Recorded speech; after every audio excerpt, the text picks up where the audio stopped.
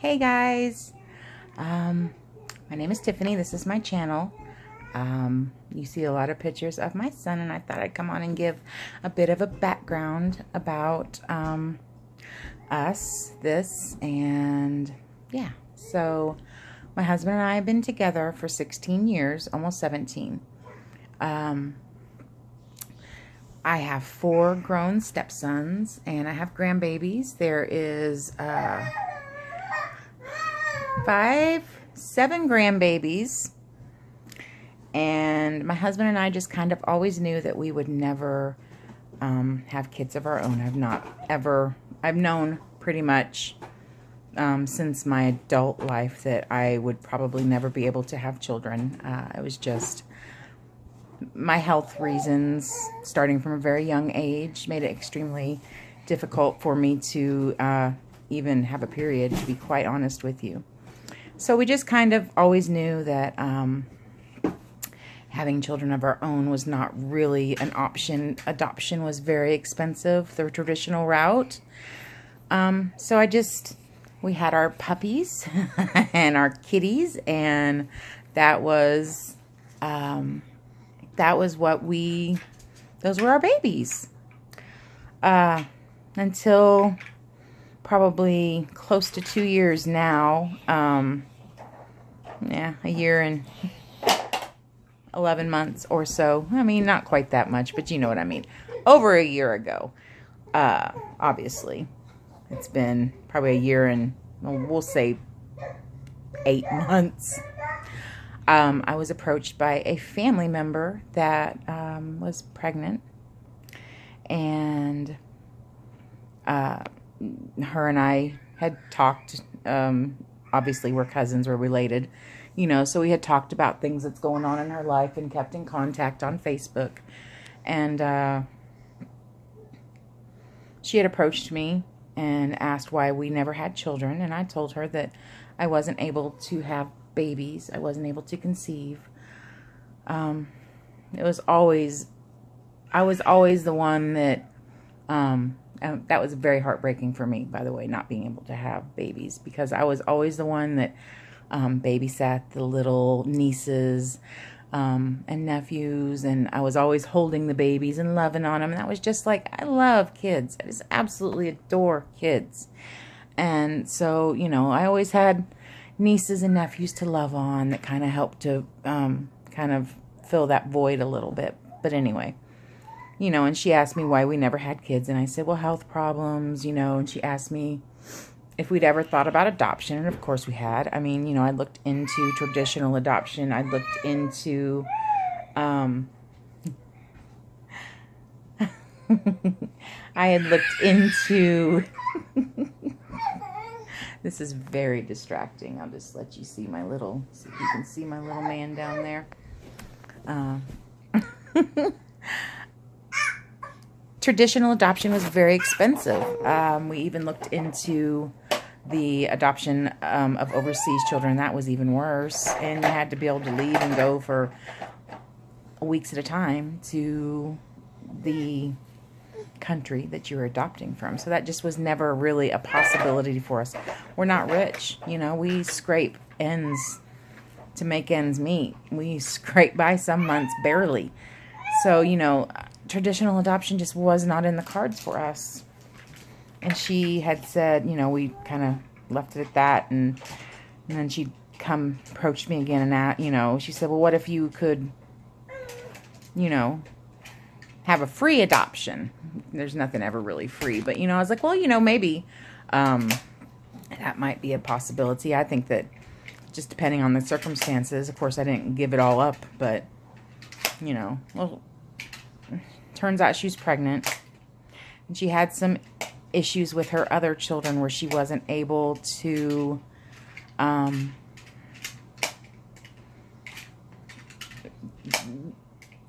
sustain custody of them. She had to give them up for adoption as well. Just some issues that happened in her life. She was a drug addict, and she had some problems. Everybody does. And she just knew that she wasn't able to take care of a child right now. She was living out of her car in hotel rooms with the, you know, biological father. And so it just wasn't a good thing. And so she'd asked if we, you know, if I would adopt her baby. And of course I just kind of, yeah, you know, essentially I didn't think anything of it because people talk, you know what I'm saying? I didn't put much stock into it, you know, but then we had gotten talking a lot more serious, and she was serious about it. And so we scrimped and you know, borrowed money to buy her a bus ticket to be able to come here from Vermont.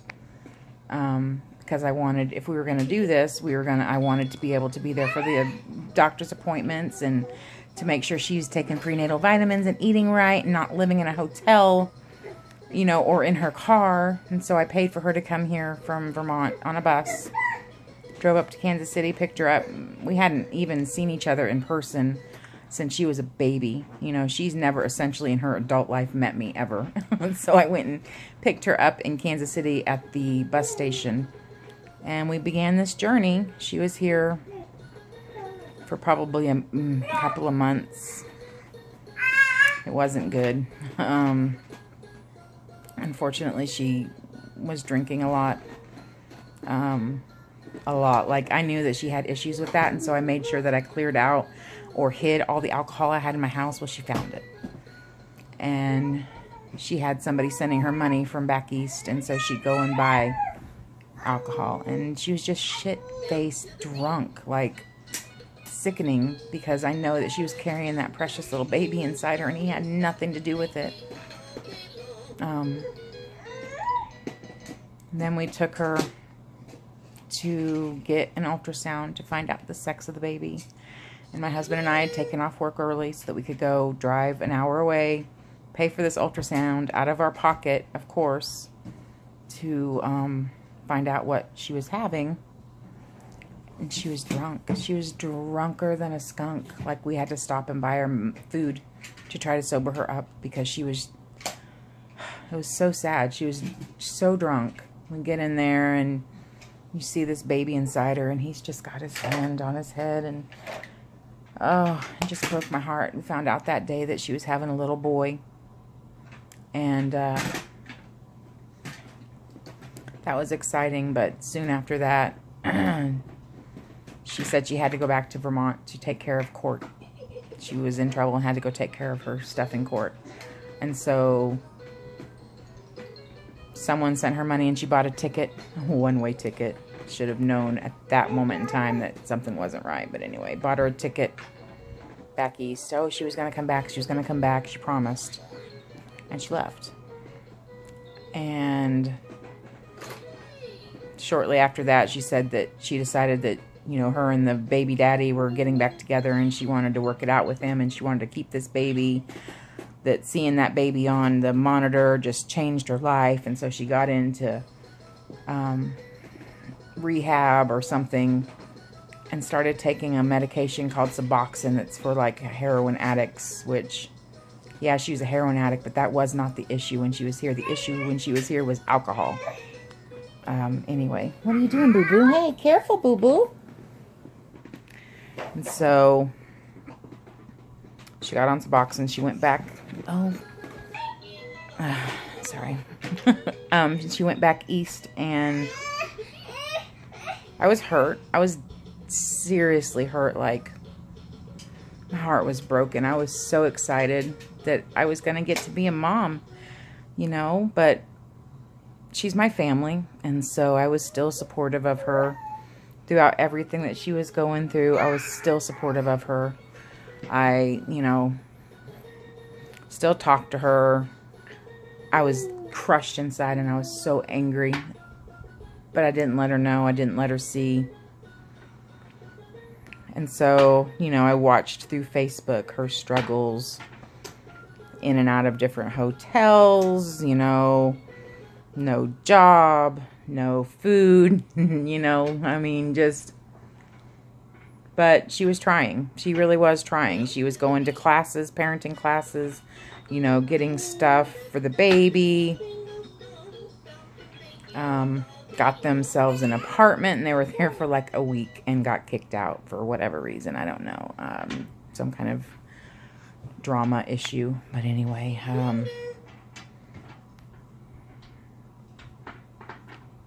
another few months went by. And it was getting close to her due date. Like, she was due September, I want to say September 5th was her first due date or something. I don't remember exactly when it was, but she, I guess, they tried to get her to sign papers at a doctor's appointment to give up, release custody of her baby, like before it was even born. And, of course, she didn't sign the papers. And she got back a hold of me and said that she really knew that this was not... Sorry. She got back a hold of me again. Of course, we had been talking this whole time. And she got back a hold of me again. Uh-oh. Uh-oh. And her and the biological father, I sent them money to... What, honey? Don't pull Mommy's glasses.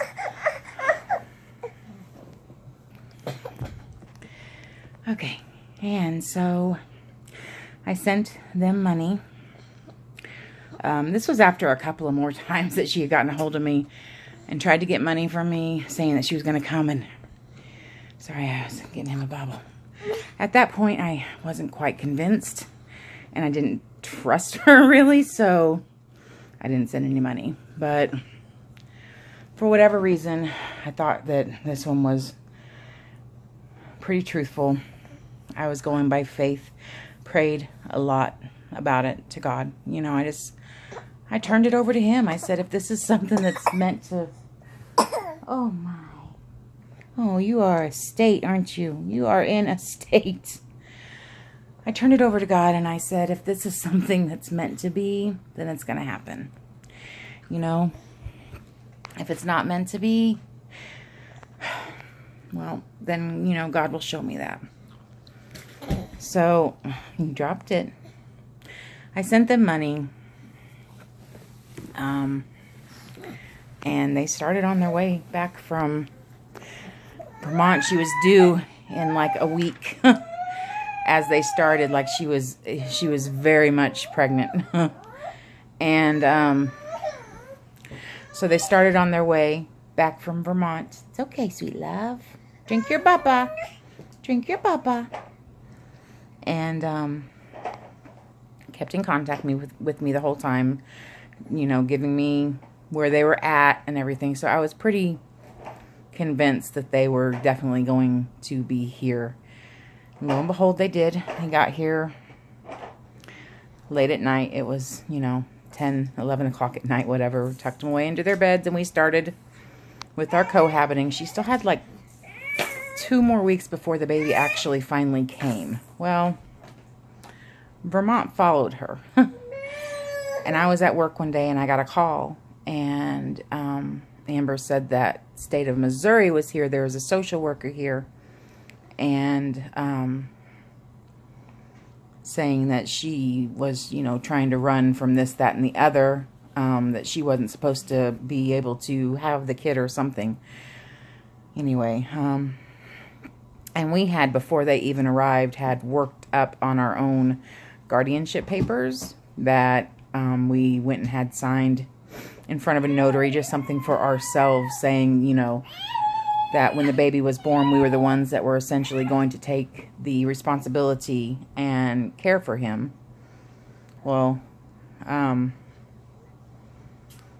that was okay for then, from Missouri. You know, they just wanted to make sure we knew that, you know, those two were not to be left alone with him. That there was some really bad stuff that had come out from Vermont. I don't know the full details. It was not good stuff. Whether it was really true, I don't want to think so. I don't want to believe that it was, but I don't know for sure. And anyway, so Noah is my son. Came into this world. She was induced September 15th. We went to the hospital at 8 a.m. and they induced her, and he was born, I want to say at 5 p.m. I don't know the exact time. That's awful, but he came into this world screaming like a champ, the little champion that he is, through everything that he's been through, you know, through her doing heroin with him when she was first pregnant, to her getting so drunk with him, to the Suboxone that she was taking so she wouldn't do the heroin. Here came my perfect little baby boy. And he was born 8 pounds, you know, even.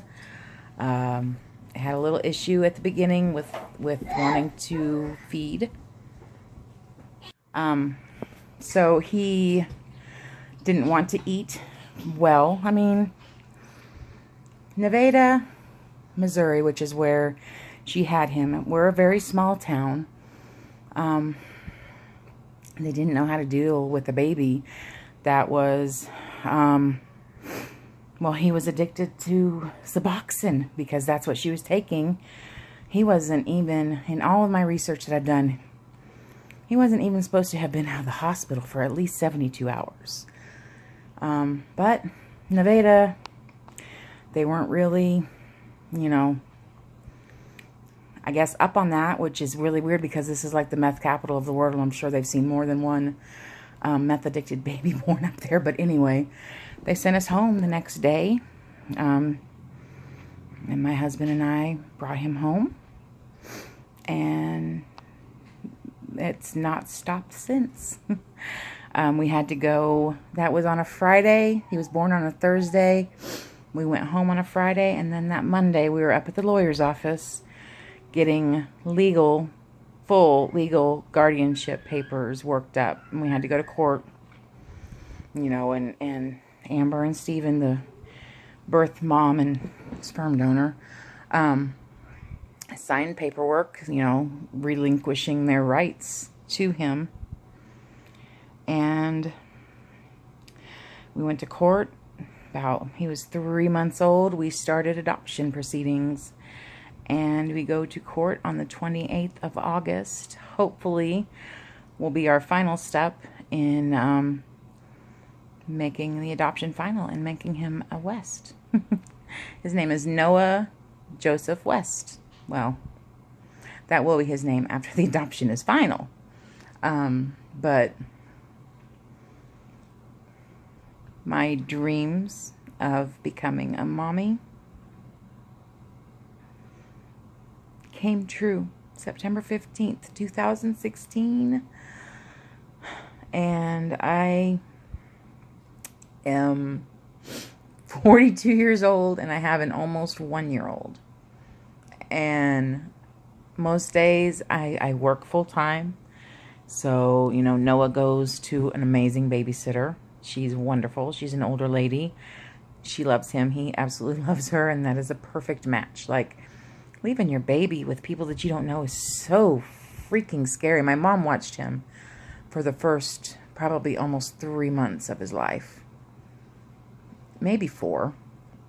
She got sick and couldn't watch him anymore. And so that's when we had to get somebody else to watch him. And thank goodness I found Nancy, Grandma Nancy. She, like I said, she just adores him, and he loves her so much. And it's a really good fit.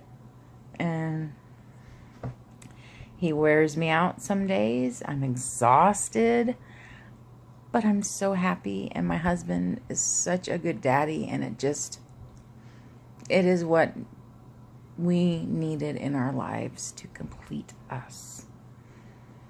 And Amber is still in his life. She is his Auntie Amber.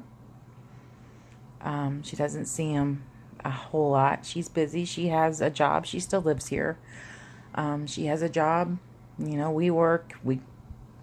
it's all routine at night when we come home. You know, I'm probably going to get started cooking dinner here soon, and then Daddy will come home and we'll eat, and then we'll we'll go to bed. That's what we do. So but anyway, it's been fantastic, and it's been amazing, and I cannot say enough of how thankful I am to her that she gave me this opportunity to live out my destiny to be a mommy. And it's not been easy. Like I said, he was addicted, and there was some withdrawal symptoms when he was born that we went through for a few months, really. He still has some health issues right now that we're dealing with that I just found out the other day. And I knew that there was definitely a possibility. My goodness, you can't do that kind of stuff when you're pregnant and not have issues.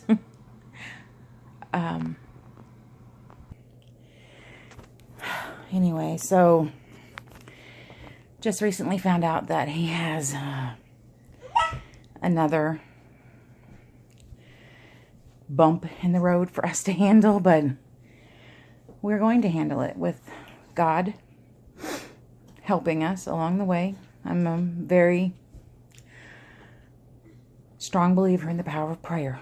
You guys can think that I'm crazy. I don't care. I don't care. That is my belief, and I know that I have my little man because God wanted me to. And yeah, so anyway, I know that was really long-winded, but that's awesome. 42 years old and I'm breaking out like a child. But anyway, welcome to my channel. Again, my name is Tiffany. My little man is Noah, therefore I am Noah's mommy. And this is just my space to come and tell our story and encourage people that, you know, can't conceive naturally, can't have, you know, their own baby. Don't give up. There's lots of babies out there that need love. We got extremely lucky. Extremely lucky. And blessed. We're so blessed. I just am so in love with my little man. He wears me out, but so much love. So much love. Anyway, welcome to my channel. I hope that you stick around and that you want to subscribe and come back and see what kind of new adventures we're into. I'm going to try to start vlogging. Gonna give this a shot. You know, I don't have a very exciting life, but you know, with him, it's super exciting. Come here, Noah. Noah, come here. He just started walking, and he's absolutely just all over the place. All right, bye for now. Thanks for stopping by. Thanks for checking us out. Come back and see us again. See ya.